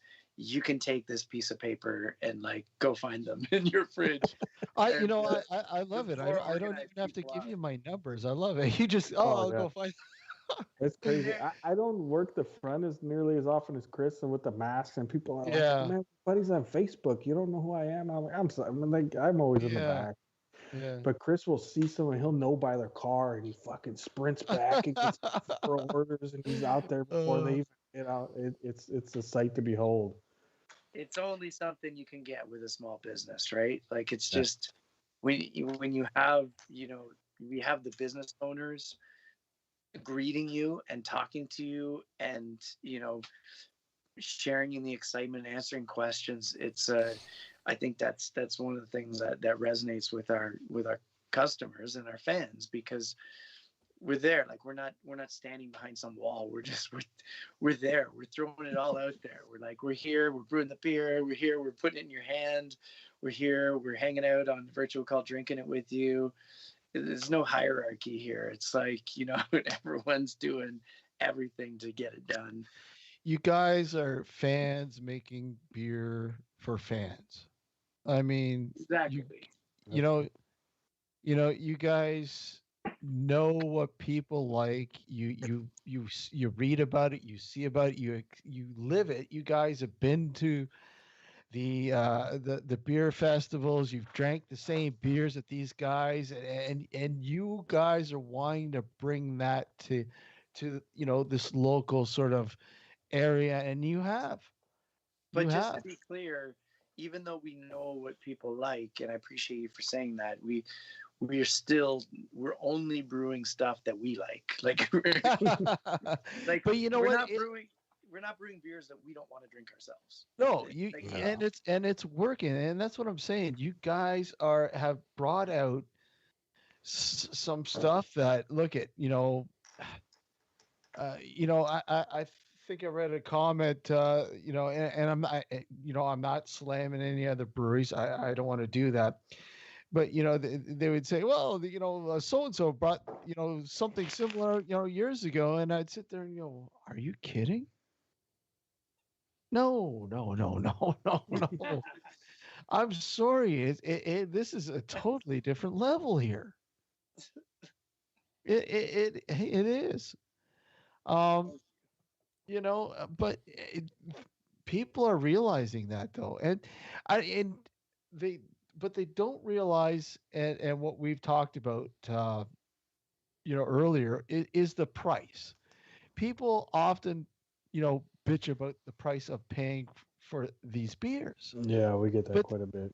But they don't understand. They don't realize what's being put into these beers. Like number one, the higher ABV, the hops, the amount of, you were saying, the fruit.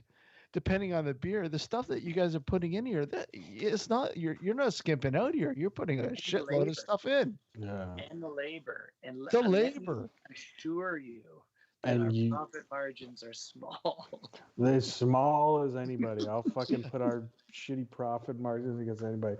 I've shared with a handful of breweries like our cost per liter or the amount of dry hops we use, and it never fails to get a visceral reaction from people. We're like, what are you, how do you make money? It's like, we don't make any fucking money. We just make enough to pay for the next batch, and we keep this fucking Ponzi scheme going, and Chris and I drink the beers we like to drink along. and not to mention the ingredients, but then coming up with new labels every time, getting them printed. Like, if you get 40,000 labels printed, they're very cheap. If you get 1,800 printed, they're very expensive. And if you get 1,800 different ones 100 times, it's very expensive. We paid, I did the math, in like 3 months we paid like almost $9,000 on label printing, not to mention the art.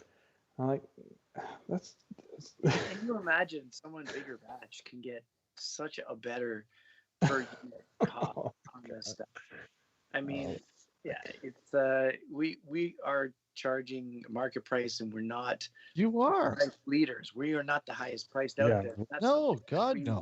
That's the thing we always sure do. We're not, right? We look at every brewery in a similar genre making the same style, and we make sure we're not charging the most, and that's always been our thing. But we got labeled early on as expensive, and it's just kind of, that label stuck. But that we charge $22 a 4-pack for an IPA, and if you do the math, that's reasonable. That's more than reasonable. That's what Bellwoods charges. That's what Badlands charge. Badlands and Barncat are a little bit more, but Rouge River charges that. Blood Brothers charges that. Counterpart charges that.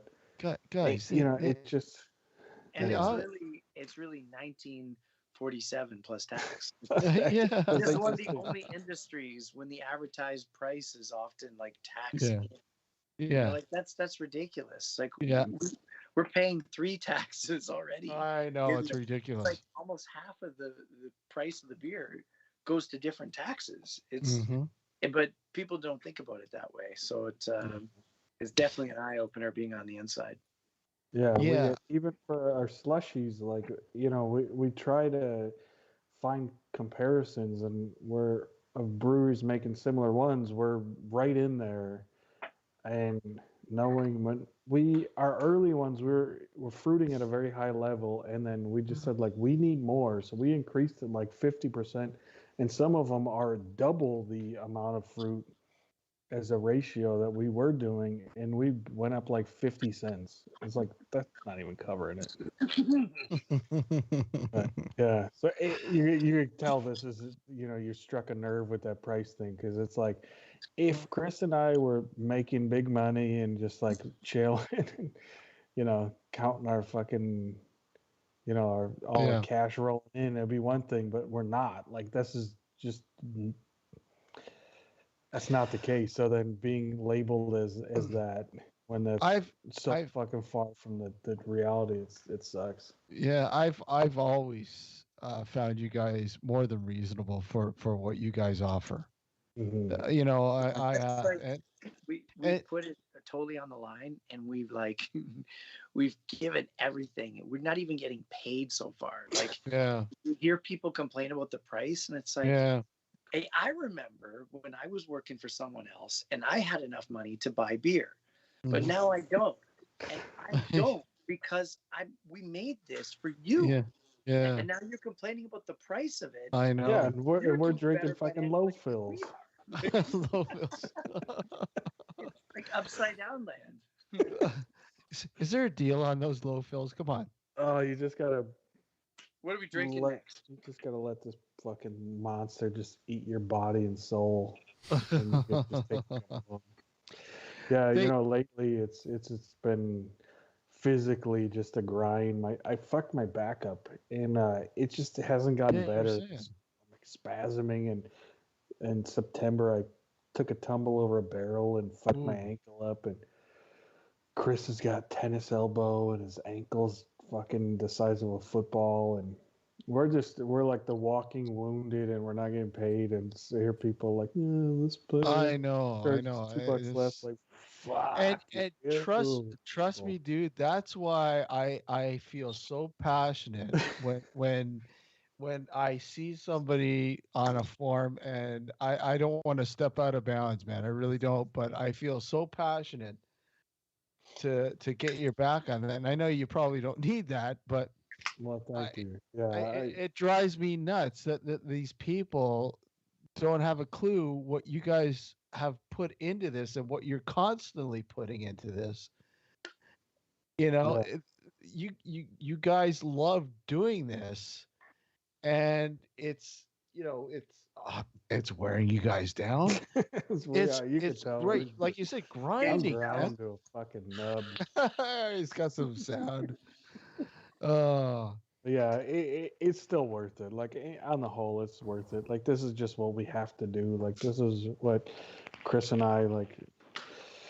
I don't think we would ever get any fulfillment doing anything other than this. And as much as like it's. Well, it's always the first year that's the worst, though, right? I mean, that's the way. But no, is that the concept though? Is it usually the first year is the worst?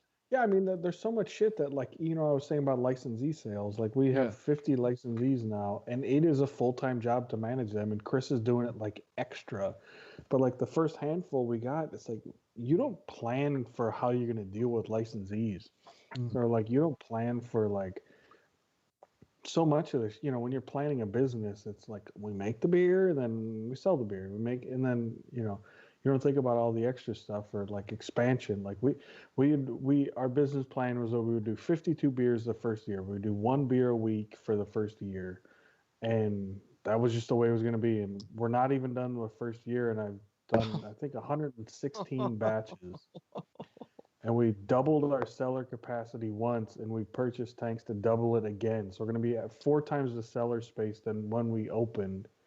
And just over a year in, that's like year 3 kind of numbers. And it's like, there's no, you can't, there's no way you could, anyway, yeah, it's the shit that like, it's really good problems to have, but to think like year 1 to have to deal with this kind of stuff is just, it's a lot. Pretty wild. But that's by no means a complaint. Like no, that part for the first year we've had. And it's because of all you people listening that have supported us.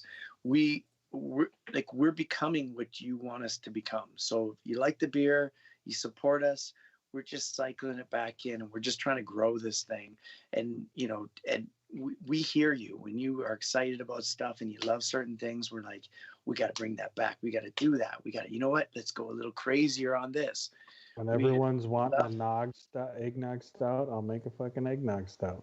I'm loving it. I think you should have a poll on your Come on, website. look at some of the comments here. Look at, don't like the price, don't buy it. Yeah. I will. This ain't Coors. This ain't Coors. See, Alex is happy if he has his Peroni. Peroni. Well, okay. So let me ask you guys. Okay, so Bebo, personal favorite of yours, beer wise, something that you've enjoyed over the years. That's something that you really enjoy. One of ours or One of yours? Yours. Like I think Bone Tree is the one that, you know, I've had like 6-month-old Bone Tree and it's still singing, and I don't know what it is about that beer that it's kind of been like our flagship beer, and it's really set the base for a lot of the shit we've done over the first year. So yeah, something about that. Whenever I got a can in the fridge, I always will pick that over everything else. So it's kind of the boring answer, but that's the one I love. Chris? And that beer, that thing lasts. 3 months later, I've done this with several batches, and it's still delivering, still tasting somewhat shiny and new. It's unbelievable. For me, it's got to be All Things Die. I knew it. Yeah. Oh, that's nice. Come on, so many reasons. It's got Nelson Sauvin, one of my favorite hops, and you know, and we got to sell a batch to Mikkeller in Copenhagen, my favorite brewer, or you know, brewery, I guess, however you want to look at it, over the past decade. And in our first year, we got to brew a beer that ended up in their December membership box. Wow. Going to other craft beer fans, even some of my untapped friends in Copenhagen, Nice. were able to get our beer that way. And so every time I drink that, I think about it, and I think I still have one can left of that batch where we had our name in there at the bottom. So that's really special for me on a lot of levels. I have to say, you know, Bone Tree is probably one of my favorites as well. But you know what? I absolutely love double and triple Bone Tree.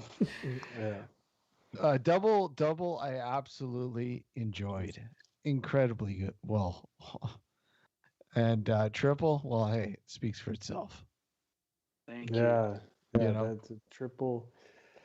Triple was good. It was difficult to pull off, but when it finally came together, it was definitely worth it. And that's when we get, you know, Chris and I always talk about the beers that people ask us to remake, and that's one that we get constantly people asking for. Not surprised. Not surprised. I remember, when you guys released the Double Bone Tree, I think I was on my way to Ottawa, and I had to stop by and, you know, say hi to you guys and pick up an order and bring it to Ottawa with me. And I don't think it lasted very long. It was only four. It was only I only picked up a 4-pack, but I'm like, shit, man. I think maybe I should have bought more. Man, that double Bone Tree was so nice with the cryo in there. Oh, and it was so just I found it gave it more depth, and it was so soft, and it was like this. It was almost like a resonant note that just kept ringing with the flavor, nice and gentle with waves of complexity growing with it, and then the triple boner, as we like to call it. Was, well, that's what it was, man. so smooth, and it's just like, wow, for a triple, like that's really sneaky. And I still have a can. And, you know, it's certainly not what it was, but it's still delicious for different. When did they do that? That was a while ago, yeah. I got like one like can. November or something. Something like that, yeah. That's the finisher. That's like, you know, Saturday night. Put you down. It's like, you know, it's been a long week. Saturday night, SNL's on tonight. It's a new one. Here we go. Let's get into it. Triple boner. Well, we got a triple coming out next week that I'm extremely excited about, and is drinking so well. Oh, So I think that may take the triple crown, but you think so? yeah, I think so. And it's funny. So we did Conjuration 5, which was a pale ale, because I Yeah. love pale ales. Very And nice. I really wanted to make a pale ale that was drank bigger than a pale ale. Yeah. Our buddy Derek at Brewski said something, and it was kind of something we all know, but it was kind of mind blowing. He's like, everyone wants a double IPA. Like, you want your IPA to taste like a double IPA. You want your triple IPA to taste like a double IPA. Mm-hmm. You want that big mouth, big aroma. And I kind of took that philosophy when making a pale ale. I was like, I want a pale ale that drinks like an IPA. So I want to have a nice big body, firm bitterness, big aromatics. Yeah. So the first one, it was a little hot out of the gates, and once it calmed down, I thought it was great. And I really enjoyed drinking that one. So we're gonna make a pale ale version of Bone Tree coming up, and I'm very excited about that. If it comes at all even close to how it is going to be in my mind, I'm going to drink the shit out of that beer. Expect me in line to buy some. and Steve, let's talk about freshness for a bit. Yep. It's certainly something, people love to be the first one to check it in on Untapped and talk about how it is, but truthfully, these beers are better a week in than they are when they're initially canned, and that's over 90% of them benefit from a week, if not all of them, and so that's part of the benefit of getting a 4-pack of it. You can try it, set a baseline out of the gate. It's green though, and that it is gonna get even smoother. Yeah, bitterness is gonna subside and calm down a bit. And that sweetness is going to slowly build as time goes on. Yeah. When those two things meet in the middle, it's usually in the 7 to 10 day mark. And for me, it's like a week in. That's the start of fine drinking. Yeah. And depending on what style it is, you've got X number of weeks to really enjoy it. And, so definitely our IPAs you want to drink in the first 2 months, if not in the first month, if you can. But because we put so many hops into it, they do last longer than average. But it's not a replacement for time. Like, no, you want to drink them fresh, but when they're too fresh, you just got to realize they're a little green. Yeah. And if you're going to comment on it, then do so with that perspective instead of an all-encompassing comment about the quality of a beer, when full and well that it's you just drank it. You drank it the day it's canned. Yeah, it's been canned a few hours ago. Yeah, that's one thing that I think that people enjoy about coming. And Chris probably doesn't realize it, but I'll see them asking, oh, how's this doing? Is this good to drink now? And, oh, should I wait or whatever? And it's funny, every now and again they'll ask me, and I'm not always prepared to answer that question, because to me, I'm like, I don't have that kind of rapport with the clients or, customers that Chris does. But the honesty that you get when you ask us, like, what, we'll be like, this one's a little green. Like, you want to wait on this one? Or every now and again we'll be like, this is a banger. Drink that right now. Like, don't even wait on it. So it's really interesting. Well, that's the cool thing about it. When people visit the website, when you have the newsletter, you put that out there. You okay, this is drinking good still. This is hanging in there. Yeah. I don't know anyone else doing that, but that's what I mean. Yeah, nobody else is doing that shit. Yeah, and you better drink this now, or else it's gonna fade on you. The ship has sailed. The ship is sailing. Yeah. I've gained a lot of pounds. Oh, the ship has already sailed on that one. Oh, what shit? I'm drinking it anyway. So Chris has drank it, so you don't have to. Yeah, exactly. I've gained so many pounds because you guys have just laid it on the line. I mean, I always go back to Conjugation 4. The black, that was the triple black IPA. Yeah. Conjugation 4. Conjugation 4. I absolutely love it. I still got 2-3 cans left of it. And like I said, I like those Imperial blacks and reds IPAs, and done right. I have to say, 4 was done right. Thank you. Yeah, that's when the people have spoken. So we're planning on spinning that off into its own beer. Yeah. Yeah. And, Well, did that's most a people style enjoy that- Go ahead, Steve. what was the general consensus with that? Most people enjoyed it? Yeah, that was so many people like, oh, this is one of the best black IPAs I've ever had. People, I think that it's more of a niche crowd for that than say an IPA or a double IPA. Yeah. But the people who could appreciate that style really liked our spin on it. Or it's just like, I love this style and no one's really making it, so just make it. And there's been a few giants, in the style, like GLB's 25th anniversary Imperial Black IPA, one of my favorite beers of all time. Like, I think it's still in my top 100 in my glass cabinets of fame, and that was just piney and ripping. Mm-hmm. And then you've got like Malevolent, from Nichols, and constantly. And then Apocalypse Later from GLB, the resurrection of 25th anniversary in an ongoing beer, and then Apocalypse Much Later if you really that was so good. Barrel. Yeah. And I've had here it is, right? Here it is, like from 2 old bath salts and body malts. I always say how do you say this one? I always say it the wrong way. Black salts and body salts. I think you got it. Close enough. But anyways, this to me is like, this has been my favorite black IPA over the years. And then the GLB, the 25th anniversary, those two are probably the best in the style. So to make an Imperial Black IPA, it's like, okay, we're not fucking around anymore. Like, this has got to be good.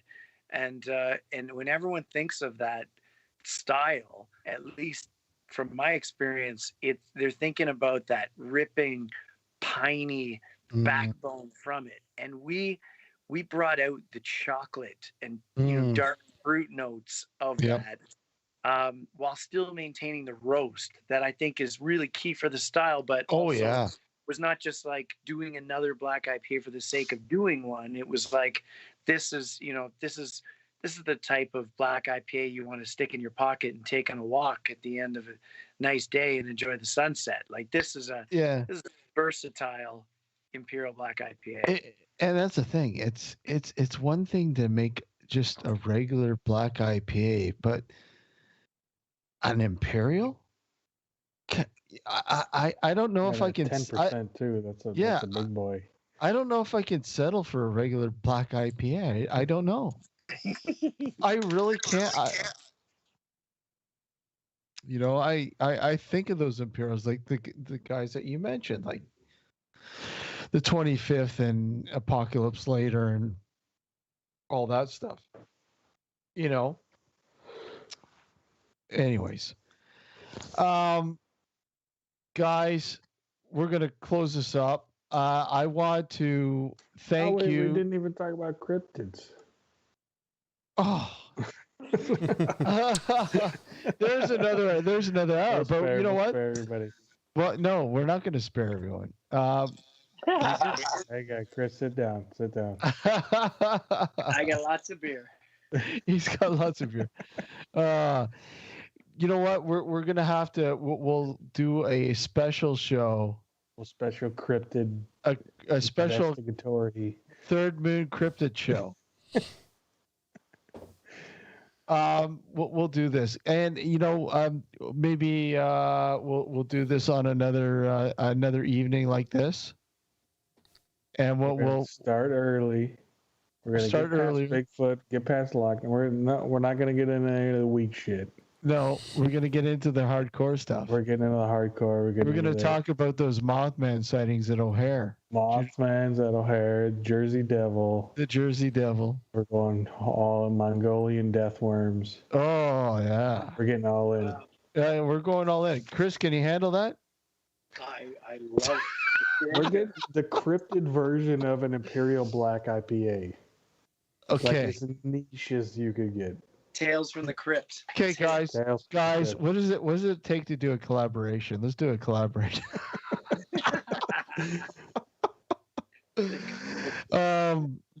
Yeah. Guy, get all the info out about the anniversary and what to look forward to in the next week or so that you can share. Just go to thirdmoonbrewing.com, and if you want to come to the party, right now we're making you buy our glass, and it's like it's a beautiful, cupcake 1 year anniversary glass that we spent way too much money on. And we're going to get together on Saturday, May 15th, 8 to 10 p.m. We'll send, if you buy it's not ending at 10. Yeah. No. if you buy the glass, you get into the party, and so we're going to send the Zoom link out that day to everybody who bought the glass, and we're going to hang out and just enjoy and drink some of the beers we're releasing for anniversary, and try to not take everything too seriously, and just really interact with you and get to have some downtime, just like we had tonight, where we can enjoy some beers, get silly with it, get into it, and just enjoy life. Well, next time we got to make sure Alex has some Third Moon on his end. Yeah. We'll send you some triples. Yeah. I've had the triple bone tree. No, some more. Oh, some more. Yeah, for sure. Yeah. Let's nail down some set beers, and let's get serious about it. Let's do it, guys. I you know what? I'm humbled. To call you guys friends. I want to say thank you so much for coming on. Really appreciate you. This is awesome. Always a pleasure to get to talk to you. Yeah, you guys are great, and keep up the great work, and always know that your work is much appreciated, man. Thank you. Thank you. Really appreciate it, guys. Take care. I love the reminders. And I do have that brew for you. Oh, well, I got a brew for both of you guys, and I will make it up there to give it to you. So, cheers. All right, guys, take care. Have a good one. Cheers. Take care, guys. Take care. Take care.